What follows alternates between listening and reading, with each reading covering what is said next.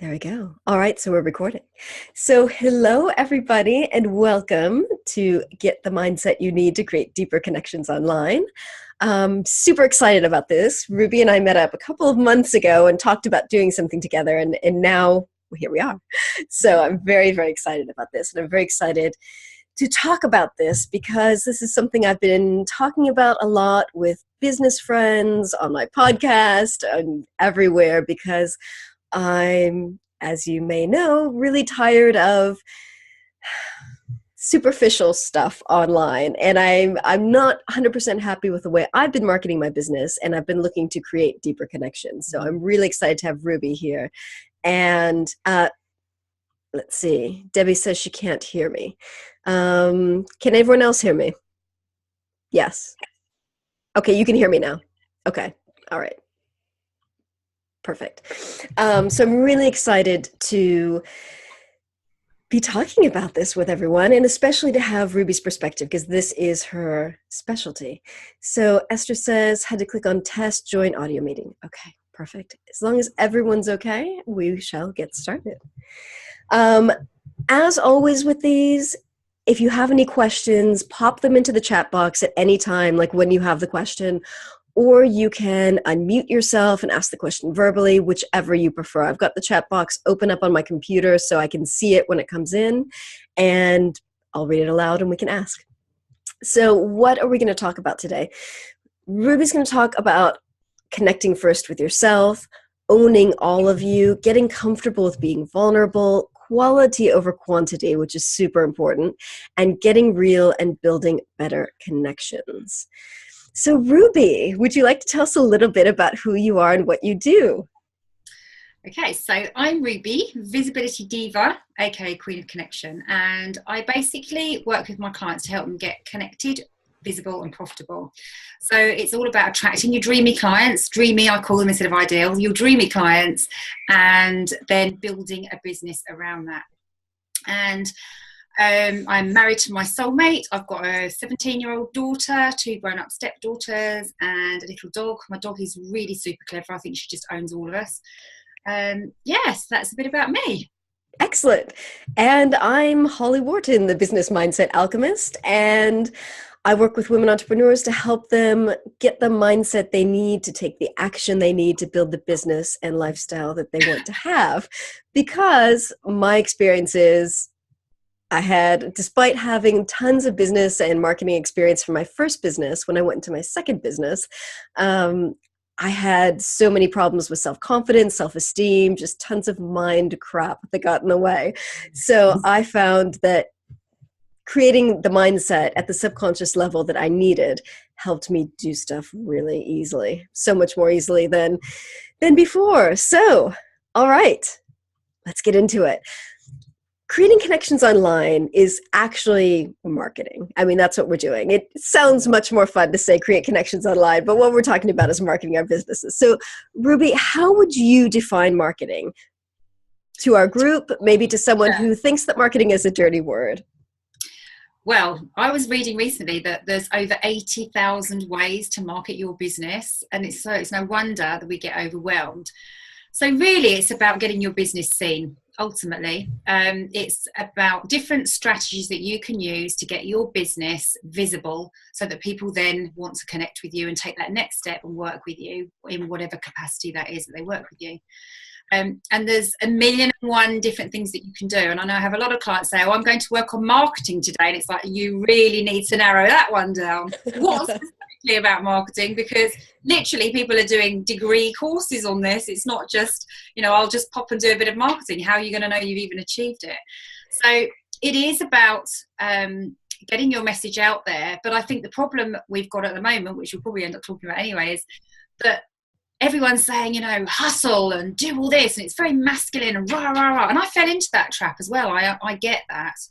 And what I've realized, and it's a massive part of my learning has actually come over the last few months, is that I was doing, not the hustle, I've slowed that down over the last couple of years, but I wasn't connecting with me first. So I was connecting with people, but there was a huge piece of that puzzle missing. And I think everyone's saying, market, and you can get your 6-figure business and all that kind of thing, and you can download this and download that, and we all have them because it's an important part of the business. There's elements that you have to have in your business, but there's other ways that you can do it, and that's that connection. So you can connect through your words, you can connect through conversations, and you connect through videos, all of those kind of things. There's ways in which you can connect and make it easier and more enjoyable, bringing more of you into it rather than I'm going to do the latest this, that, and the other. So that's how I would say marketing is, and that's not the definition of marketing. There's much better ways of saying it than I do. But that to me is what it is in a nutshell. It's getting your business visible so that people can find you, and creating that connection so they want to take that next step. Excellent. I think that's an excellent definition. So to everyone who's here, how do you feel about how you're currently marketing your business? How do you feel about your ability to market your business? How do you feel about what you're doing in terms of creating connection and getting your business visible and getting you visible? So Esther says, I don't do much active marketing. It's word of mouth mostly. And word of mouth works for some people.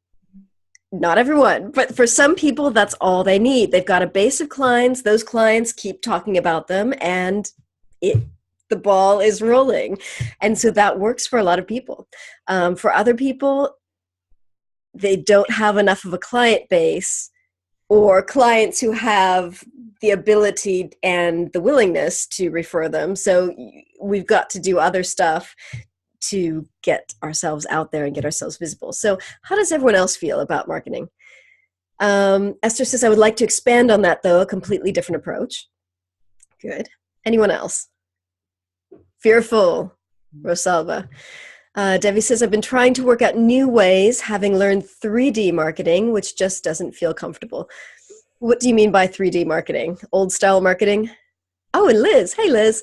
It's a new area for me completely. Yes, fearful. I connect with that. And hey, so for those of you who have said fearful about marketing, what is it about marketing that strikes fear in your soul? Is it the fear of getting out there? Is it the fear of being visible? Is it the fear of being criticized? Fear of looking foolish? Esther says, it doesn't matter how many business launch courses I do, they just don't feel like they fit.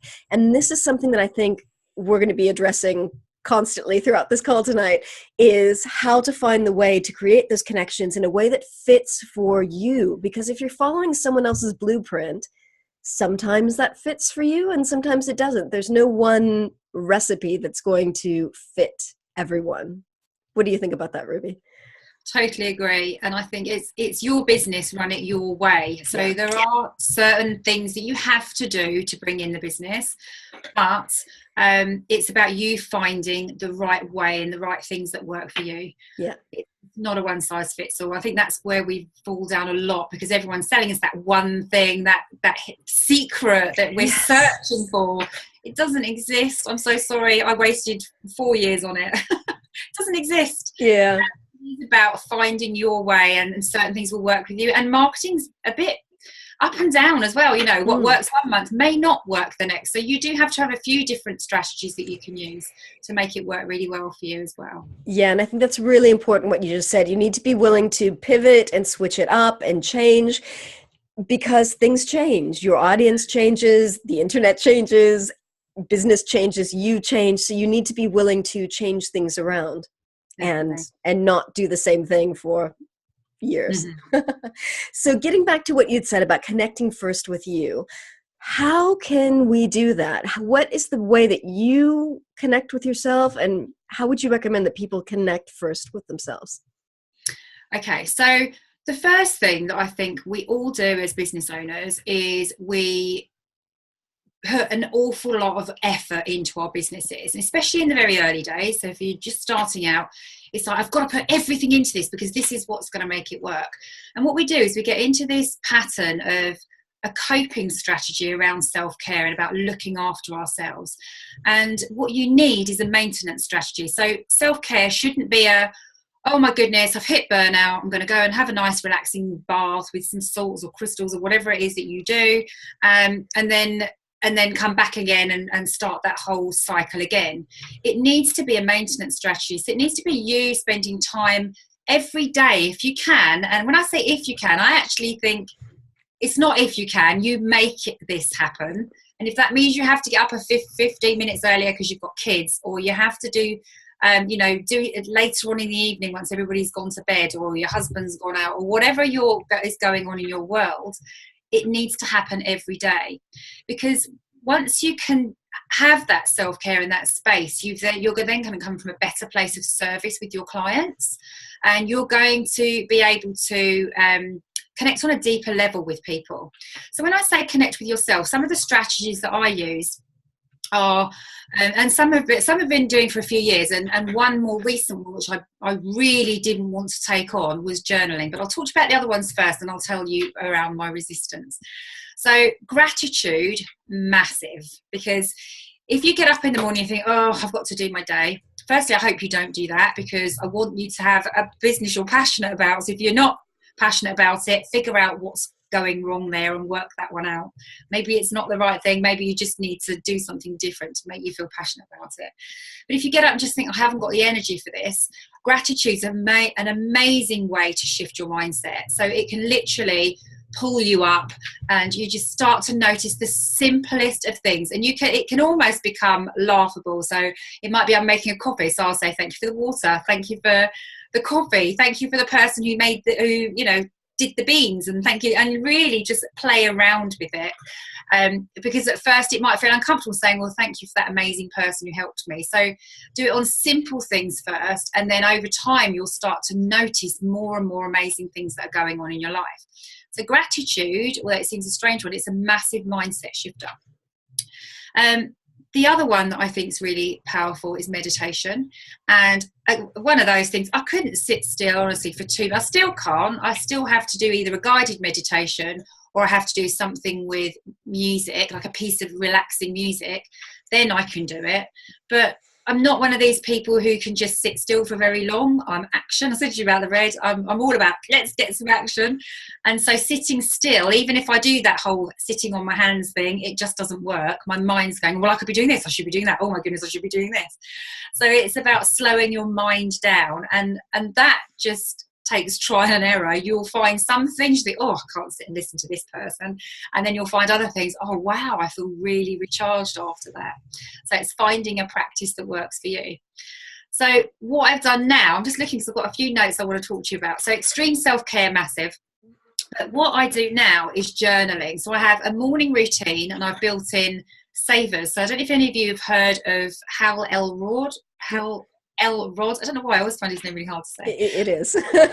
Morning, he talks about savers. So it's the acronym of savers. S for silence, so that I would use meditation. A for affirmation, so I use affirmations rather than affirmations. So if you don't know the difference between the two, affirmations is I am amazing, for example. An affirmation, which is from the book Noah St. John, called Affirmations, is why am I so amazing? So what's fantastic about this strategy is your mind will go and try and fill in the piece of that puzzle. Well, why are you so amazing? I'm going to go and try and find the evidence for it. I'm going to find it and find out why. You know what it's like? It's on you go to a party or a gathering with somebody, and somebody's talking about an actor or actress, and you're what's their name? And then you forget all about it, and you get home, and in the evening or the next, oh, it was them. And that's because you've sent your brain on that search to find the answer, and it's come up with it. And that's similar to how affirmations work. So that's S, silence, A, affirmations.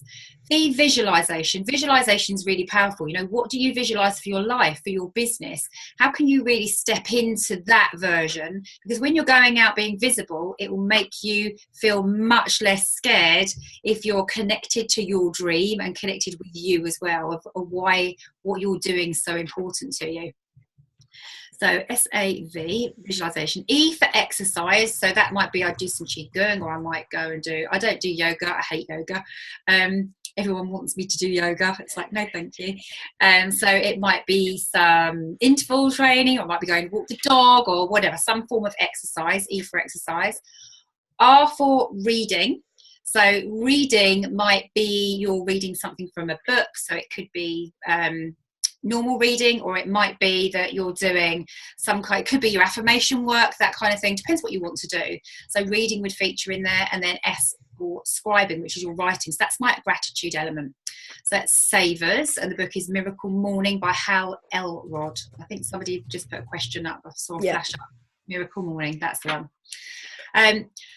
So that can be a strategy that you can use. Again, with self-care, you don't want it to be so intense that you're so busy doing your self-care that you don't have time for the rest of the day, because who has that time? I know in the book it says doing an hour, and it's like, yeah, I'm not sure I can quite squeeze that in every day, really.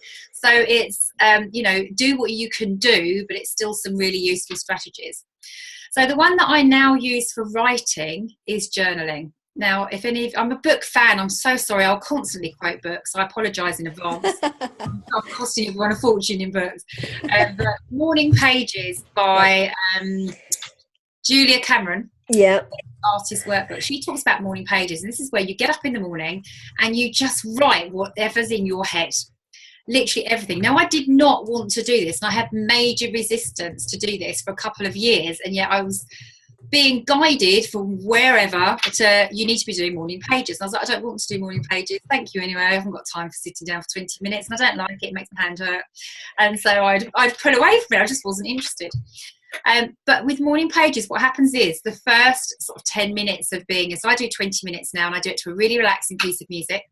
The first 10 minutes, you're saying things like, oh, I need to get the washing on, or I need to do this, I need to do that, or I've got to do this on my business. And then all of a sudden you start to connect with you, and you get some really powerful insights. So for example, for this today, I was thinking, what do I want to talk about? I actually don't know. What should I talk about? And I thought, I need 5 things. So what 5 things should I talk about? And literally my hand just wouldn't stop writing, and I just came up with the 5 things. And that was through journaling. So don't resist it, because honestly, it's been magical since I've started that as a daily practice. And I did come away from it, but it's so powerful. And what you start to do then is you start to connect with your intuition, and you start to trust yourself more, which means when you do go out there sharing your message with people, you feel more confident. So you don't feel like you're just sharing anything. You feel like you've really connected with that message before you go out there and share. Does that make sense? That makes sense. And I think a lot of people talk about business messaging, and it can be such an abstract concept until you really tap into what your message is, why you're doing what you're doing, what you stand for, who you are, and why you help people. And then it's like it clicks, and it becomes so much easier. Yeah, and it does take time to get to that point. I don't know about you, Holly, but I've been through lots of reinventions. But once you get it, it's like, wow, I know exactly how I can help people. And you're connected with you first. So make the time, seriously make the time. And if you can, force yourself to do journaling. I'd love to hear how you get on with it, because I know I hated it, but it is so worth the effort. I love journaling, but I really did not enjoy the morning pages. No, the same. I didn't until I started the meditation with it. Yeah, I think I liked what you said about doing music and kind of making it into more of a ritual, because I stuck with the morning pages for a long time, and I hated every moment of it. So I think I need to reboot it with like a different kind of energy or flavor or something to it. Okay, so Esther says, I journal sometimes, I meditate daily. Good. Yes. Debbie says, I really got into my MPs by doing it online. That really worked for me. MPs, that's what I'm just thinking. MPs. What's MPs, Debbie? Morning pages. See, we're so blocked, we can't even. Like, we hate those, but they're so good. What are they called again? Oh, that's too funny. Thank you, Debbie. So connect with me and Holly both needed coffee, can't you? Yeah, exactly. We've had our coffee just a few minutes ago, so we have no excuses. So tell us a little bit about owning all of you and not just your best bits. This is really, really important. And I think this is one of those things that so many people present such a shiny version of themselves online that it can feel like that's the only way to do it, that you have to be perfect and you have to show your perfectness. And of course, we're not perfect. None of us are. Esther says, let your freak flag fly. I can't believe I said that without stumbling over it. Yes, yes, yes, yes, yes. And this is what's going to make you unique. So Ruby, tell us how we can own all of ourselves and not just the best bits, because that's really scary to share some of the more vulnerable, imperfect stuff. It is. So I'm going to quote another book. Yay! I'm writing all these down, by the way. I'll put them in the... Sorry, I just read them up.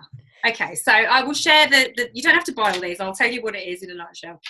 So something I've been reading recently, which has made an enormous impact in my business and when I'm working with my own clients, is The Dark Side of the Light Chaser. I think that's what it's called. Debbie Ford.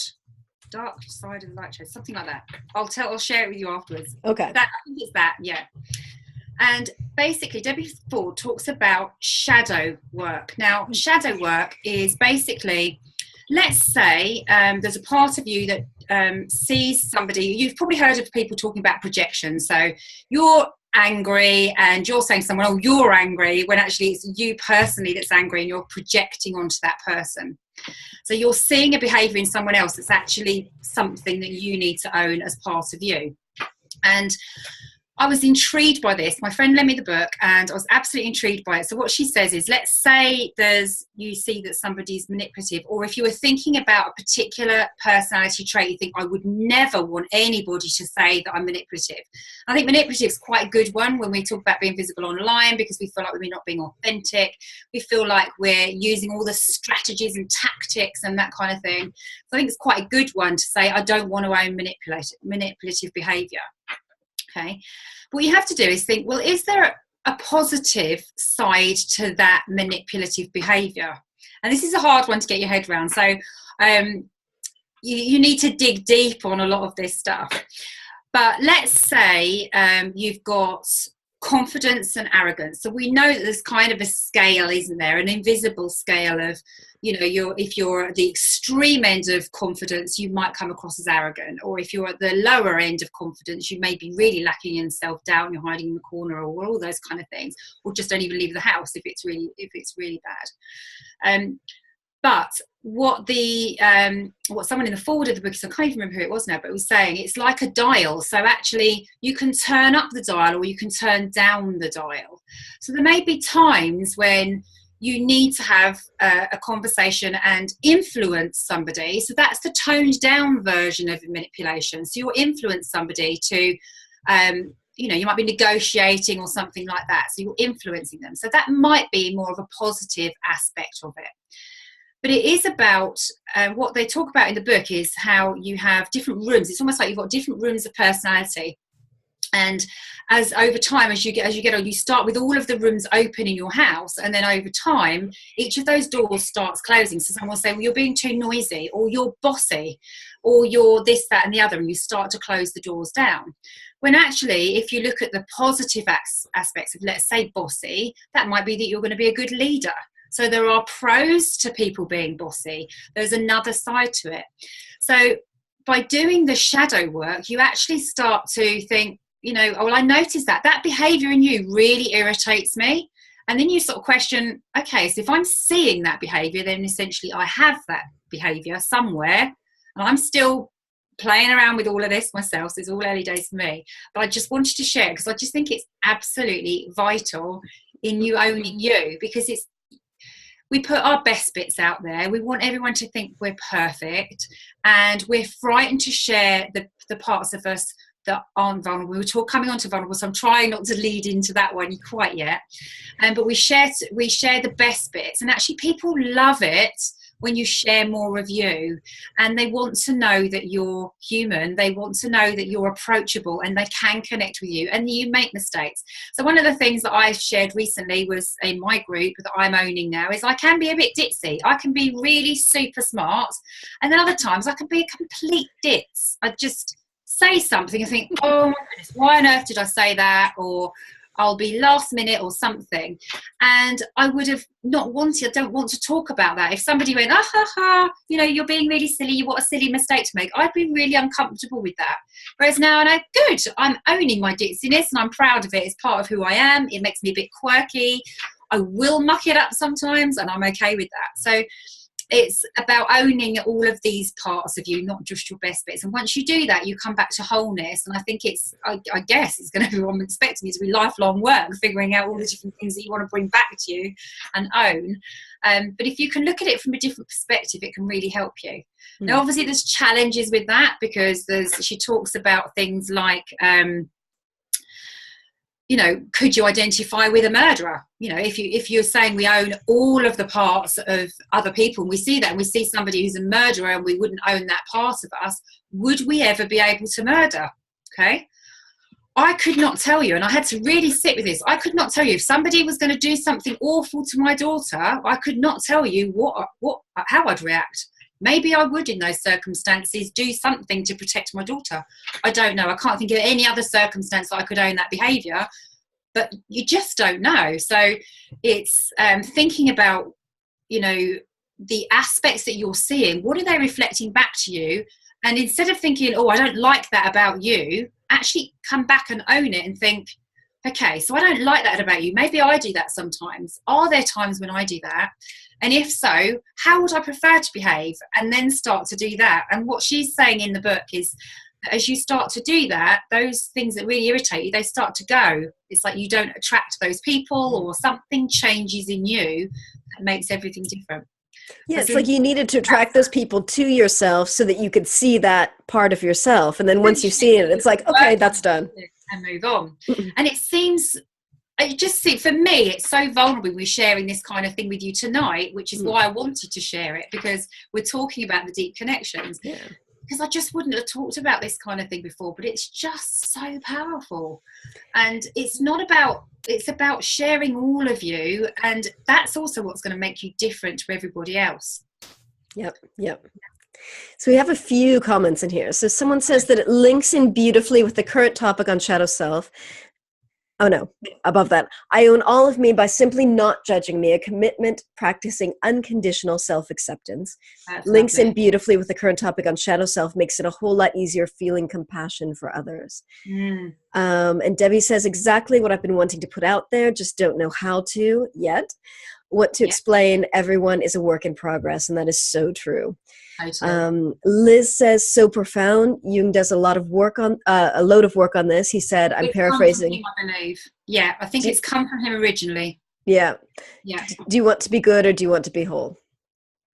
And then Esther says, love it. Abraham Hicks says, do you want to be right, or do you want to be happy? Yeah. Very true. Love it. So as you were kind of segueing into vulnerability, this is really scary. It's comfortable with being vulnerable. Really scary. So without going into detail, I've been going through my own personal story, and I had a family member who I've decided to disconnect with. And as part of that, there's a group that I'm in, and a while ago, it's coaches, and they say, what I don't want you to know about me is, okay? And I just felt this was really great way to share my post and my story in my own personal group. So I said, what I don't want you to know about me is that I've been going through this really hard time, and I'm having to work on, forgiveness around the abuser, the emotional abuse that I've had to put up with this particular person. And I didn't want to forgive that person. I didn't want to do the work. I certainly didn't want to journal. I didn't want to do any of that. Major resistance. Like, no, seriously, this can wait. It can stay in its box, and I'll deal with it later. And I just thought, no, as I've been doing the journaling, what's come to me, and as I've been exploring the shadow side and all of those kind of things, it's like, this is time now to share your real message. It's not that I haven't been real in the past, I've been real up to that point of how much I was able to share, I think, from a comfortable situation. So this takes time. I wouldn't say, all of a sudden you're going to go out there and go, yes, I'm going to tell you everything about me, warts and all. And to be honest, people don't want your warts and all. They just want a synopsis and how it might relate back to them anyway. So you don't have to share your whole life history.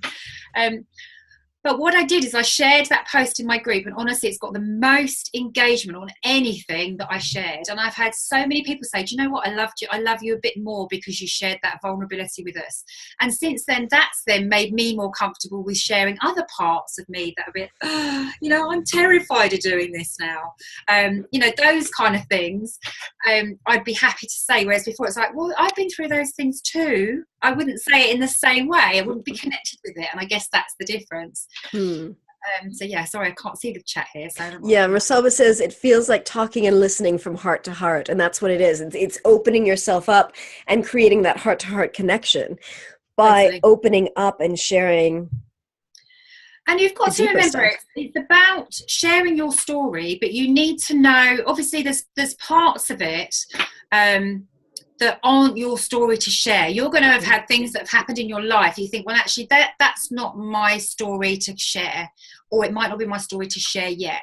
So there's some things you don't want to share at all. And there's certain things, that you don't have to share. And that's the thing. You have to decide what you want to share and then also what you are able to share. So it's almost like two different things. There'll be some things you think, I want to share this, but it feels really uncomfortable. So start just doing a snippet of it. Say, I've been going through a bit of a difficult time at the moment. Are any of you? And then turn it back to them. Are any of you going through a difficult time? Or it could be something very simple that you want to share. Or that, it might have been, let's say I didn't want to go the full vulnerable with my post. It might have been, I've been doing some forgiveness work. I've had real resistance around it. Yeah. So that might be a way in which you could start to introduce that as a topic. But it is just talking about sharing your story. So think about some things that have happened to you in the past. So, for me, part of my journey has been that I worked in HR for 11 years. I then had a bad back. A really long story about bad back. Couldn't walk. Literally would cry if I had to cross the road.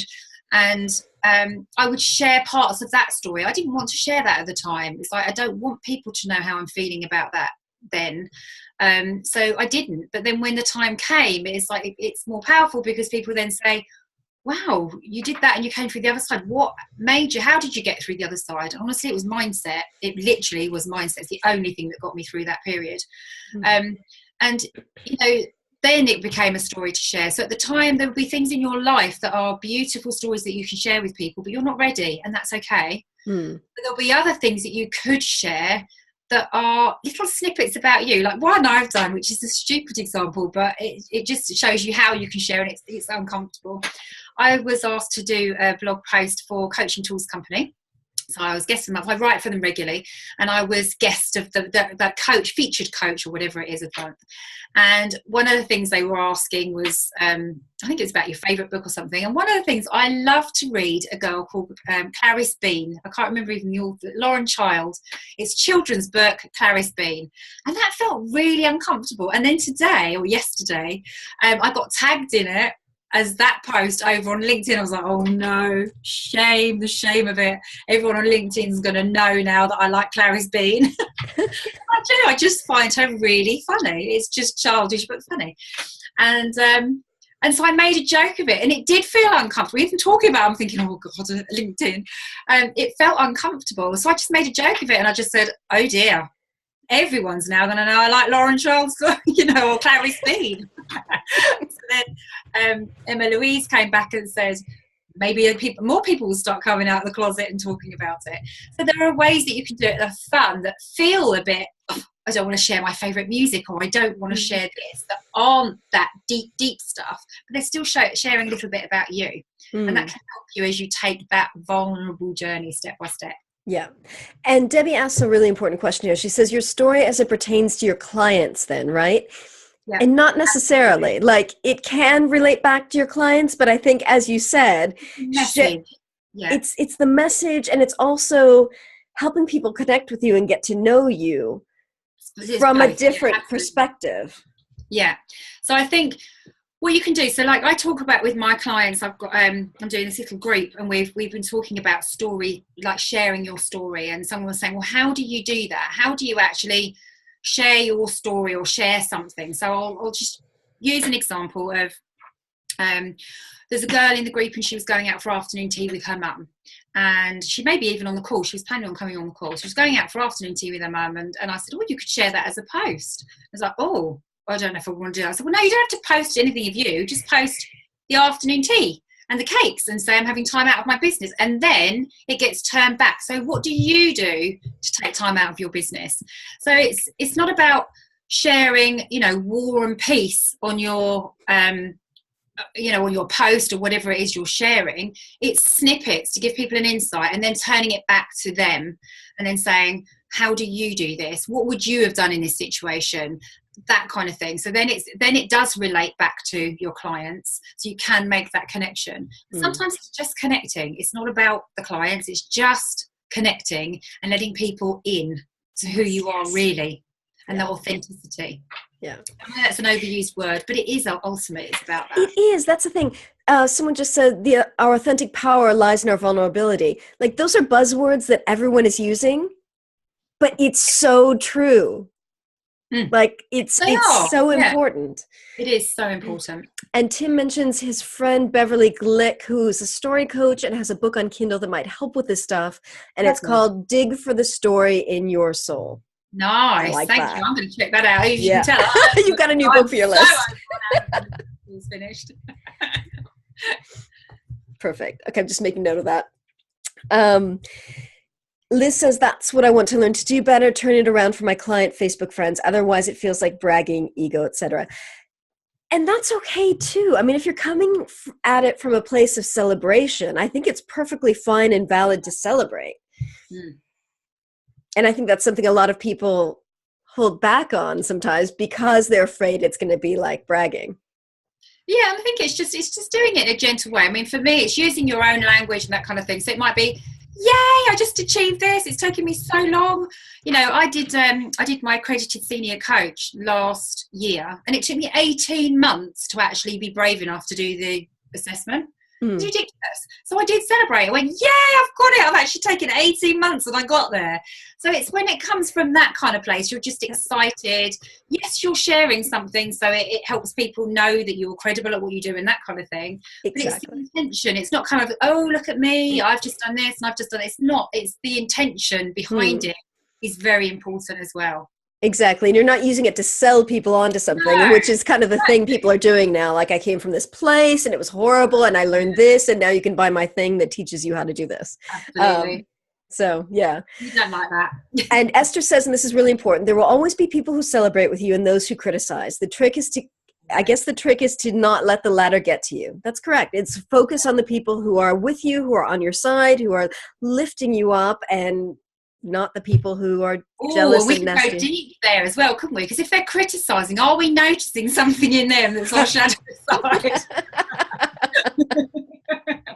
Are we being critical? Where are we being critical in our lives? Yeah, maybe we are in other ways. Maybe it's something we need to check in on. It is worth considering.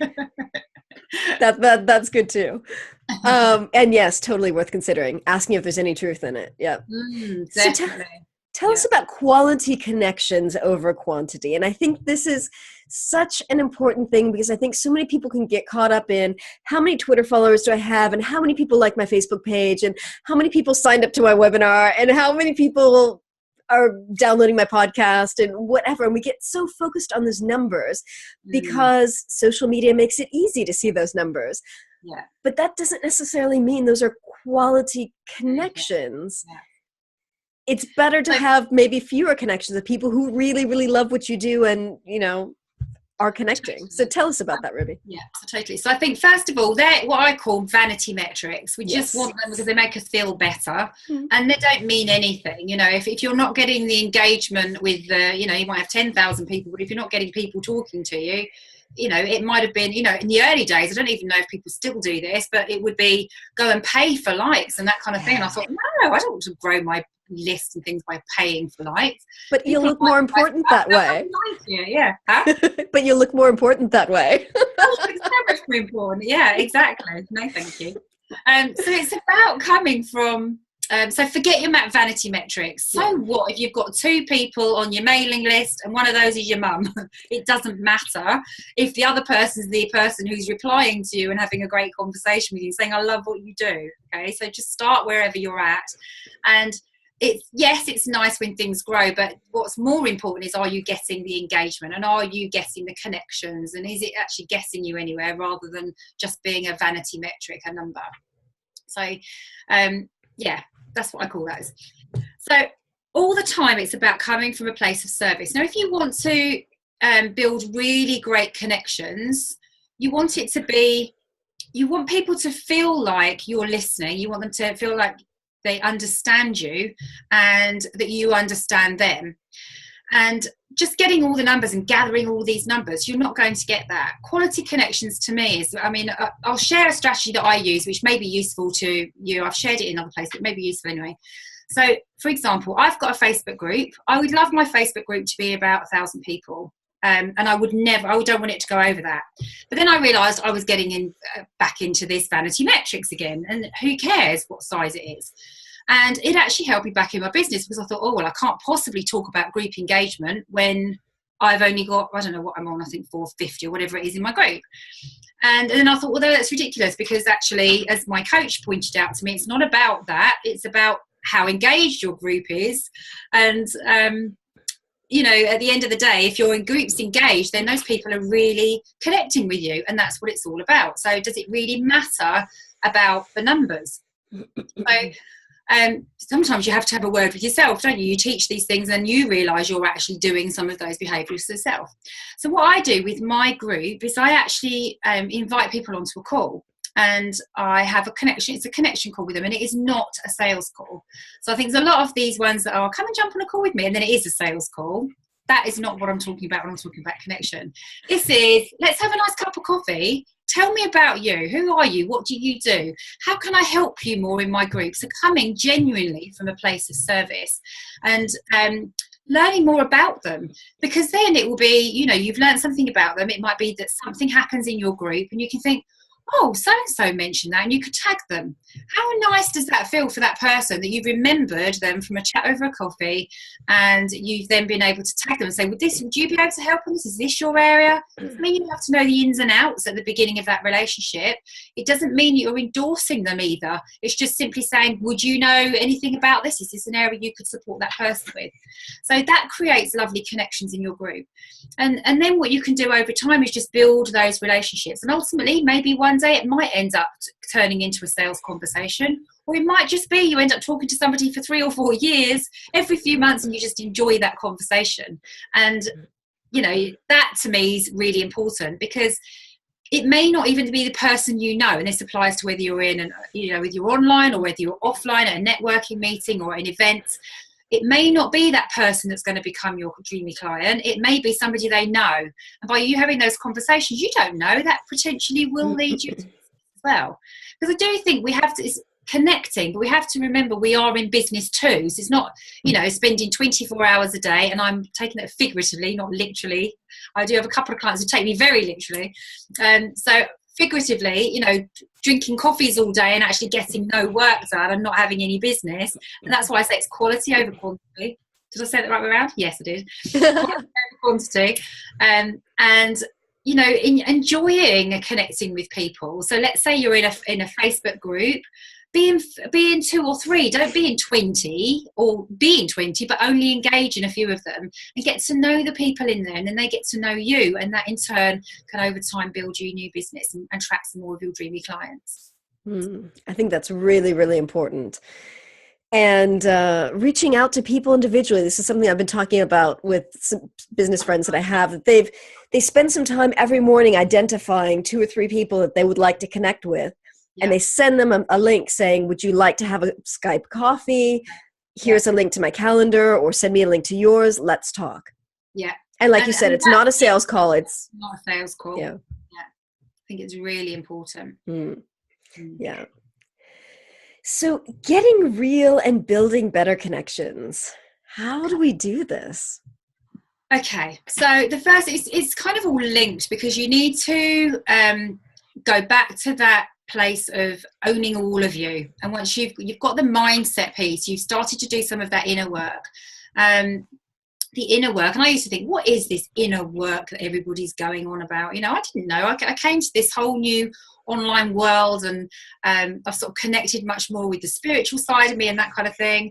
I was brought up in a Christian background. We didn't talk about anything like this. It was just do this and do that, or you're going to get sent to hell.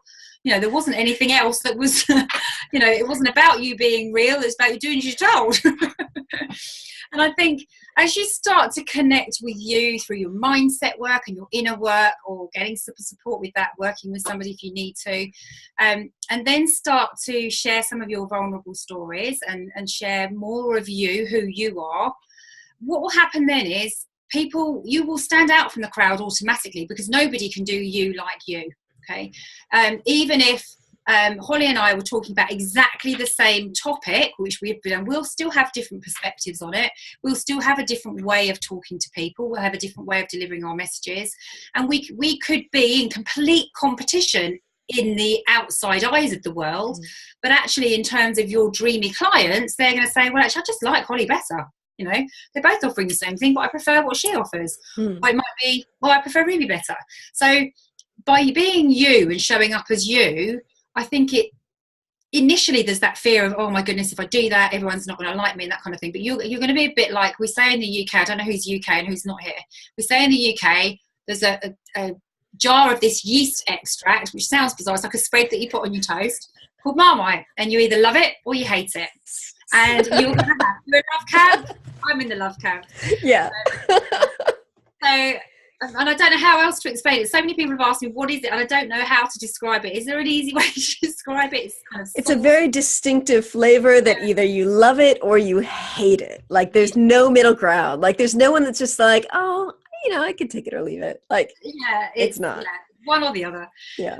And you're going to find that that's going to happen with you when you go out there. So by being you, yes, you're going to deflect those people from you that aren't your dreamy clients. They're not going to like you. It doesn't matter what you do. If you stood on your head for 4 hours, they're still not going to like you. And that's okay. They're not your dreamy clients. But you will attract the right people to you. And so it's going to be doing that, getting real and sharing you, and not being frightened to share more of you. And as you do that, the easier it gets. As I say, do it piece by piece by piece. The other thing is being okay making mistakes, because we put people, and I don't know about you, Holly, but I know I've had coaches in the past and mentors in the past, and like they're on this pedestal, and then as I work with them, I slowly learn from them, and then I get better at what I do, and then I think, oh, I actually know what they know now. I don't know if they need to be on a pedestal anymore. These people on these pedestals, and actually they're not. They're just real people that make mistakes, and they've learned and they've done all these things, and then they're helping someone who's not quite as far on in their journey with them, and helping them move forward. So it's knowing that mistakes are okay. And usually, you hear these people in business, you'll see it in loads of sales copy and that kind of thing. It's the mistakes that have helped them create the better business. And by sharing the mistakes that you're making, a bit like my Ditsy thing that I was saying, and for me, technology, I have everything sorted with my website. I have all the links, everything does this, that and the other, and you can guarantee something's going to go wrong. Universe, don't listen to that. You can guarantee one piece of it isn't going to work and I've done something wrong. And I would say I'm pretty techie savvy. So it's being real, saying, you know what, I messed that up. I'm really sorry. Or I sent out an email twice to you. Sorry. It's better to do that than it is to just hide it and not talk about it. And it's better being real. So by doing that, you're going to build much stronger connections. But it is a big piece of it is working on the mindset, because when you're going out and being visible, all of those things you talked at the beginning about, saying like fear and all of these things, fear's the biggest one. We're scared that people are going to think that we're saying we're better than them. That's one of the ones. What are people in my old workplace going to think of me sharing my message? We're scared that when we do it, if someone challenges, whoa, what if I'm actually not that good and I don't know what I'm talking about? Or am I going to be judged for what I say? Am I going to say the wrong thing and look stupid? Maybe you will. Don't worry about it. Just go, oh, check me out being Dixie again, or something, just play with it. Be you. If it was you chatting with a friend and you made a mistake in front of a really good friend, Would you be thinking, oh no, put it away, don't talk about it, let's not talk about it? You're going, oh, there I am again. You know what I'm like. I'm always messing these things up. Make the mistakes. But you'll also get your best learnings from those as well. And those learnings are what then help you build better connections, because other people will be making mistakes. And then they're not going to have you on that pedestal. They're going to go, oh my goodness, she's so real. She makes those mistakes. Or he's something, got a guy on the phone as well. So I apologise to Tim if I'm not mentioning you. I'm just doing she generically. I apologise. You know, they'll be thinking, oh wow, he, she, they're really talking to me. They make mistakes. They're not in this, but they're real. I can connect with them. Now I want to find out more about working with them. Yeah, and I think we come from a place of such fear of criticism that sometimes we forget that we can look at things from a different way. We can choose to assume that people are on our side until we learn otherwise, but we tend to go to the dark side rather than just assuming that people are friendly.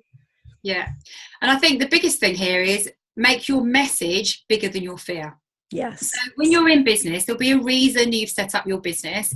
You'll have your bigger, deeper why of why you want to do this and why it's so important with you, for you to share this particular message. So you need to tune into what that particular thing is for you, and then think, right, okay, so now I know this is what my message is. My message is bigger than my fear. There's lots of people I really want to share this message with. And there's a film. I'm going to use a film instead of a book. Be impressed. There's a film, We Bought a Zoo, I think, and they talk about having 20 seconds of insane courage. I think he's talking to his son or stepson or something. I've watched it a few years ago, and he's saying you just need 20 seconds of insane courage. I think it's to ask a girl out or something. And it really resonated with me, because I thought, yes, that's what you need when you're being visible in business. You need to just have that 20 seconds. So I'm going to just press push on that post, on that button. And even if you've got to go and run and go and make yourself a coffee or something, and just think, I'm not even going to look at the responses yet. I'm just going to do it. And then you'll probably find you go checking in and nobody said anything anyway. So that's okay. Or you can then build conversations around it. And it's okay if people challenge you on things. Challenges are actually engaging. They're engaging with you. They want to understand why you've said something in a particular way.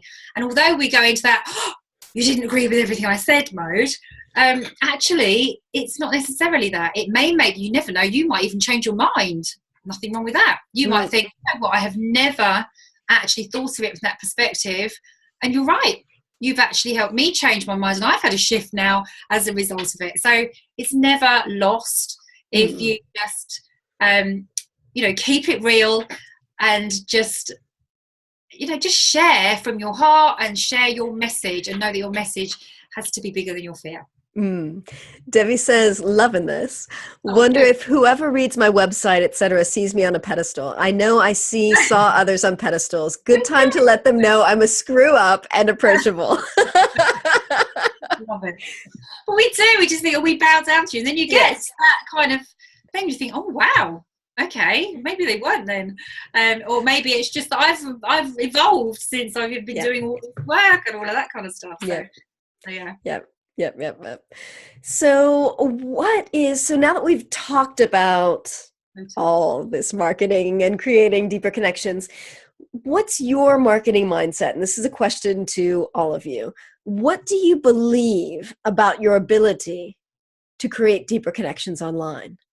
What fears or blocks do you have around your ability to create deeper connections online and market your business? And then what do you need to believe?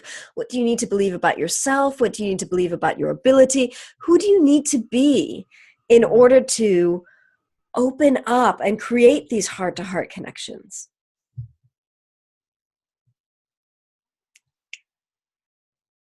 That could be, as we've said, really, really scary. But I think these are some important questions to ask ourselves. Tim says, if you do something people don't know how to do, they will put you on a pedestal because it looks like magic. Yes, I think that's a really, really good way of describing it. That's lovely.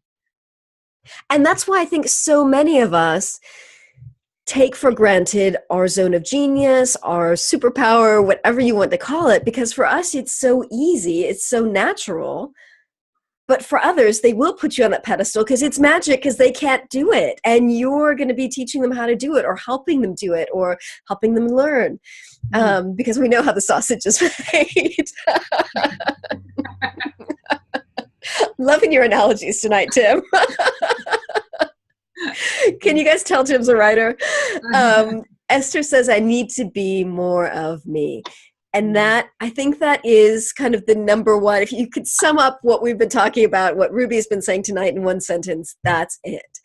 It's having the courage to be more of ourselves and giving ourselves permission to express that, whether it's online, offline, whatever, so that we can create those deep connections as we are. Because if we're pretending to be someone else and we're pretending to be this super whatever, we're going to attract, as Ruby said earlier, the wrong people. We're going to attract people who are right for that other person that we're pretending to be, and not the people that are actually right for us, who we are.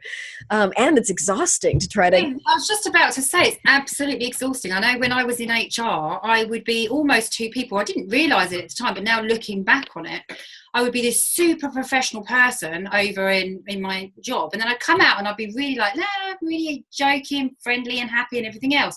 But I felt like I had these two different personas when I'm looking back on it. As I say, at the time, I didn't really think much of it. Yeah. But I remember going over onto LinkedIn.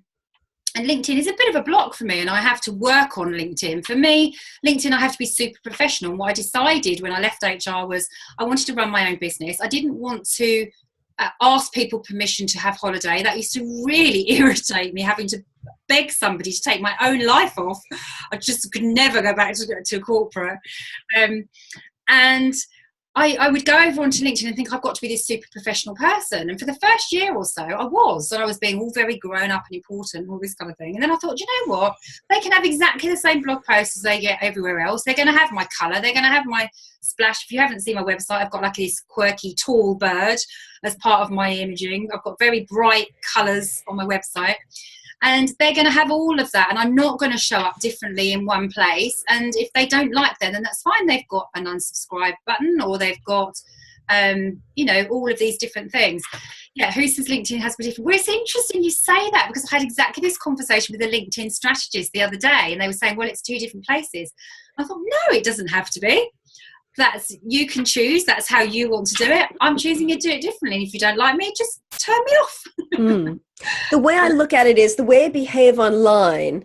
Like I wouldn't say something online that I wouldn't say to a client in person or on Skype. Like,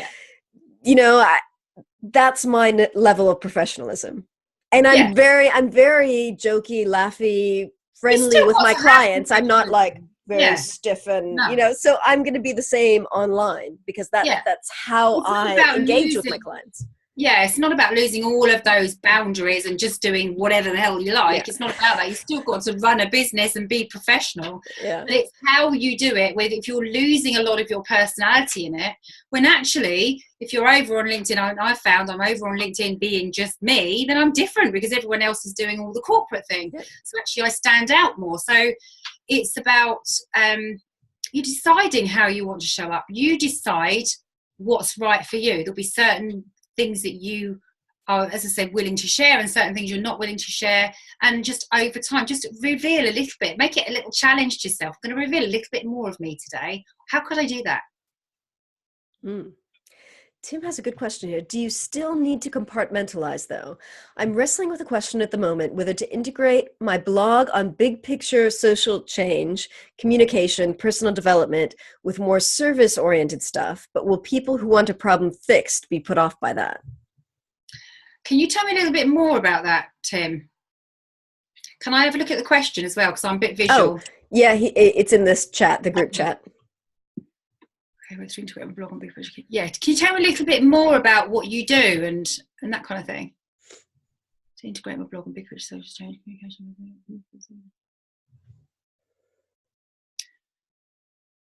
Okay, yeah, just tell me a little bit more. It might be a conversation offline. I'm happy to have a chat with you about it, if that helps. And I'll put our websites at the end of this. Well, it's coming up in the slide. I'll chat with you. That might be better, because obviously I don't want to slow everyone up on the call. That's fine. Yeah, I'm happy to jump on the call with you.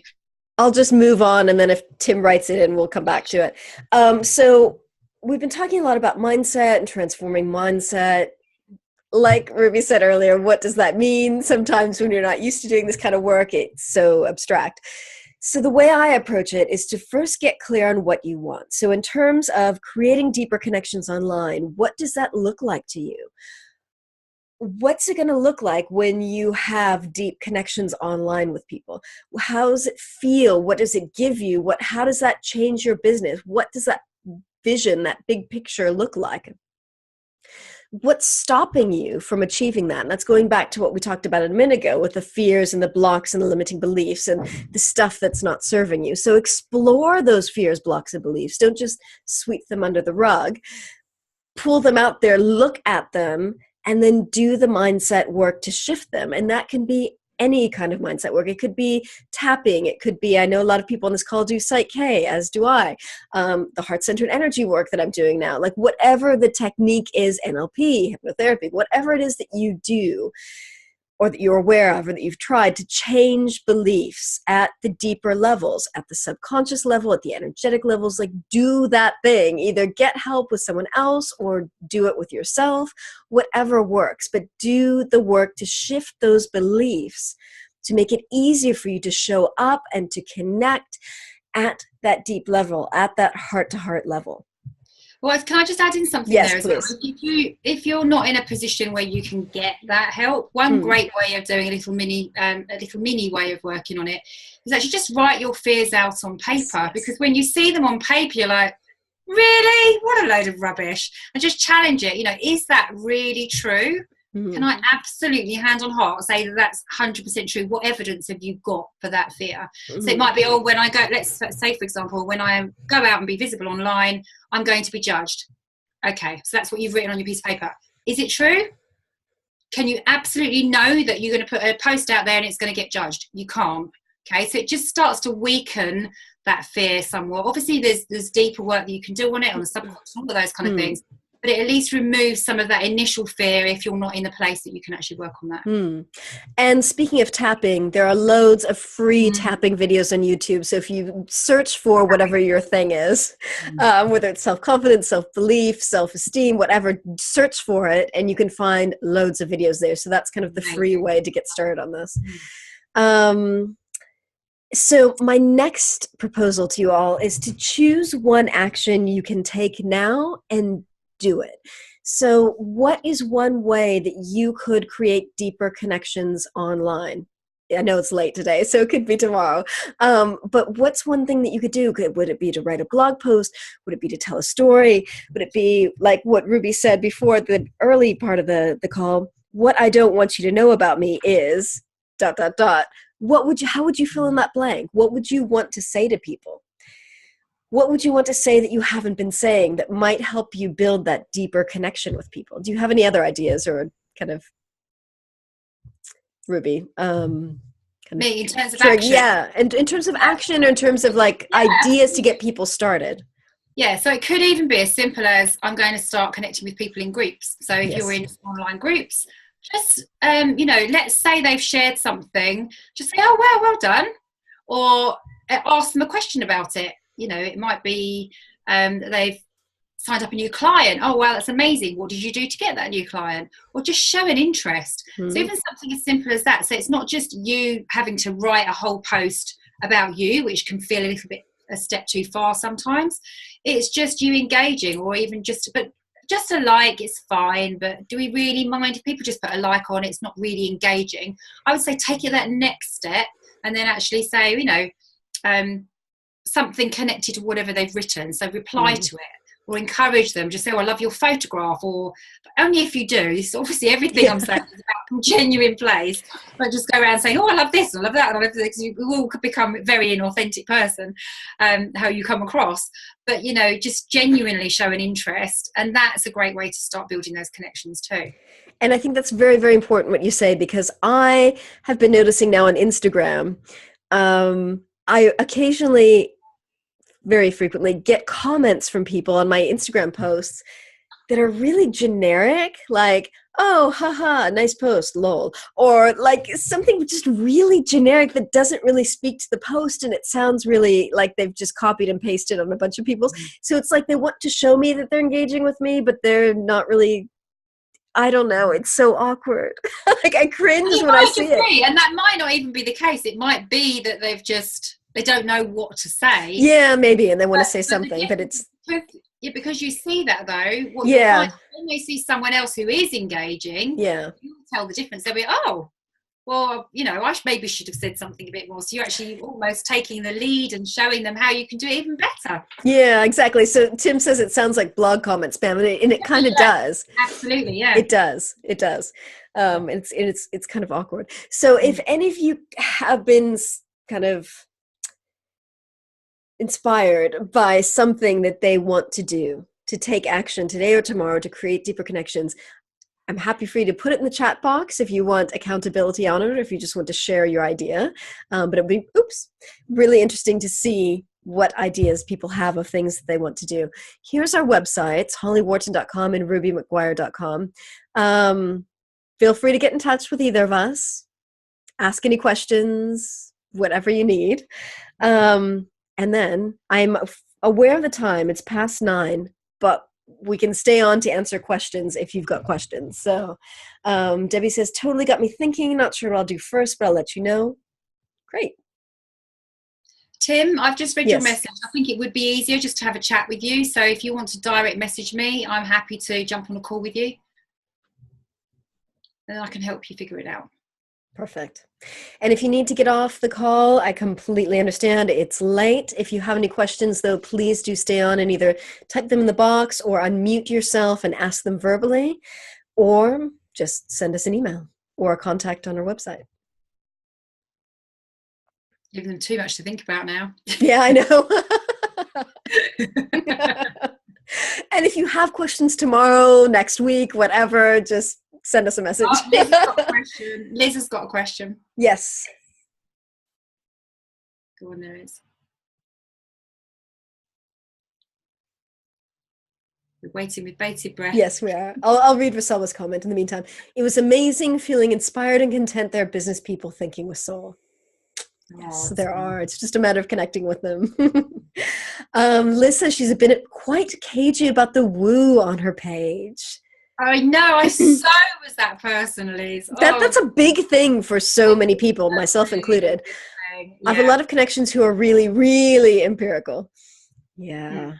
So, yeah, it's a big deal. So I think I actually just did like a coming out thing. I wrote a whole blog post and just went, I'm fed up, because mine was because of my Christian background. I really didn't want to upset my family. And I knew that if I started talking about this kind of thing, they'd be really offended. And I really didn't want to go there. And then I thought, but I can't hide this anymore. This is who I am. And I'm thinking, seriously, I'm mid-40s. What's going on here? This is crazy. So I think do it slowly. Start to talk about it a little bit. And then when you're brave enough, start to bring it through that way. It feels that you need to do it. Then obviously you're being called to do that. So you could either be really bold and just go for it and just do the post, and then if anyone comes back, just say, did you not see my post? Oh, okay, well, here it is. You can have a read all about it there, and then that takes the pressure off you. Or you can just slowly start to introduce things. So I felt I didn't want to, because I'll share like the odd inspiring oracle card, like a angel card type thing or something like that in my group.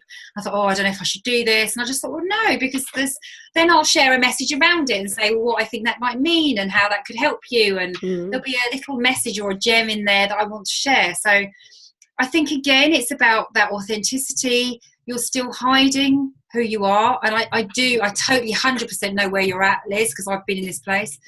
But actually once you start to allow that side of you to come out, you attract loads more people that are interested, and you get deeper connections again with those people, and then they become dreamy clients. So even though you think, I can't do this, it feels terrifying, it's actually you being you. Yeah. I actually did an extended... I find it terrifying just showing up as ourselves. Yeah, it is. I actually did an extended podcast episode on this earlier this year and I brought 4 kind of woo experts, I call them, to talk about how they kind of came out of the woo closet. Mm. So I think it's really interesting to hear people's stories. And this is such a common thing, Mm. wanting to open up about that. The woo closet, the WC. You're right, Tim. Yeah. It's not the Yeah. water closet, it's the woo closet. Yeah. um, But it's so liberating when you actually do it, when you Yeah. actually share it, because you just think, yeah, I can actually talk about this now and I can help more people. yeah. And I feel so much more connected with Yes. who I am. Yeah, absolutely. Good luck, Liz. Go for it. Yeah. You do know I'm going to hold you accountable because you're part of my group. Shouldn't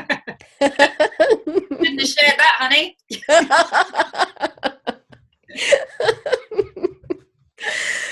Anything else? Any other questions anyone has? Any other suggestions? If you have any comments about how you came out of the woo closet, you can share that as well.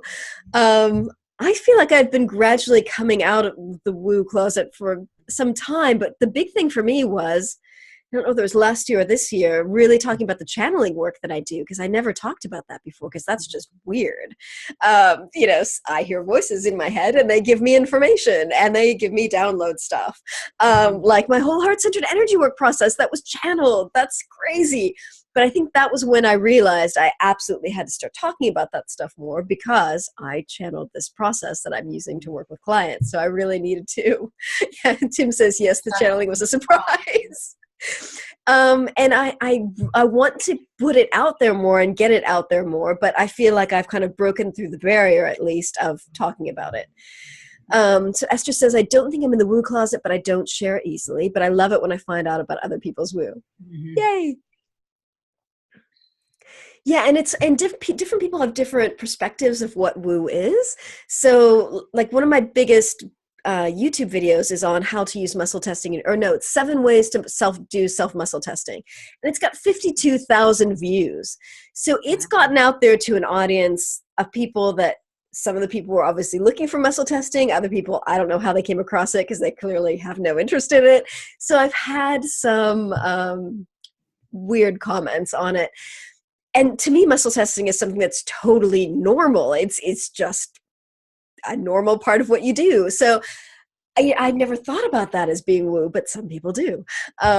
So yeah, I think a friend of mine, Carl Weil, always says it's not woo, it's real. And I think the more we come from that place of this is what's real for me, then I think that makes it easier to share and to talk about it. And another thing I heard on a podcast, which I loved, was woo is just science that we don't understand yet.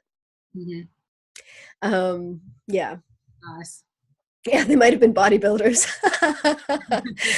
Liz says, I think mindset is a fabulous crossover term. Yeah, it is. So, any more questions, or would you like to go away for the evening and come back with questions later? I'm fine to stay on if you do. And if not, that's fine. Thank you so much for sticking with us to the end. It was lovely. You need more tea. It was so lovely to hear your questions and your comments. And thank you for participating. I love doing these, but it's so much more fun when people are participating and it's not just us blabbing at you. So thank you. And thank you so much, Ruby, for your fantastic content and tips and stories. I loved all the chat in between. It was really good. Yeah, it was good. And thank you for your reading list. I'm so sorry. So what I do at the end of this is I upload it to YouTube. So if anyone missed anything, you can find it there. And I'll also write down all of the books and things that Ruby mentioned in the description for the video, so that if you missed it, you can find it there. So thank you for joining us. It was such a pleasure. And good luck, all of you, coming out of the woo closet and creating deeper connections online. Thank you, everyone. Bye. Okay. Bye.